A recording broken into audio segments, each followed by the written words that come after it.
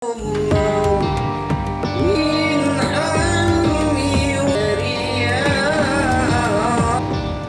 Sakit Umum Daerah Kota Langsa memusnahkan 4,28 ton obat-obatan dan bahan medis habis pakai yang telah kadaluarsa.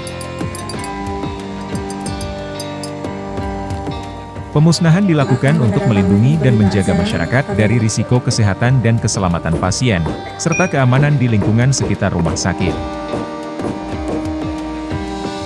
Direktur Rumah Sakit Umum Kota Langsa, Helmizar Fahri, mengatakan, daftar persediaan obat kadaluarsa yang akan dimusnahkan sebelumnya juga telah diusulkan pemusnahannya kepada Wali Kota Langsa.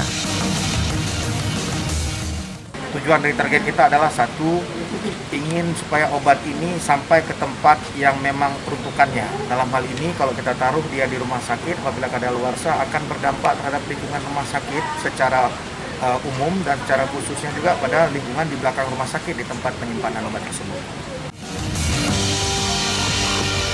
Sebelum dimusnahkan, pihak rumah sakit juga telah melakukan serangkaian tahapan untuk memastikan agar pemusnahan tersebut tidak menyalahi aturan hukum.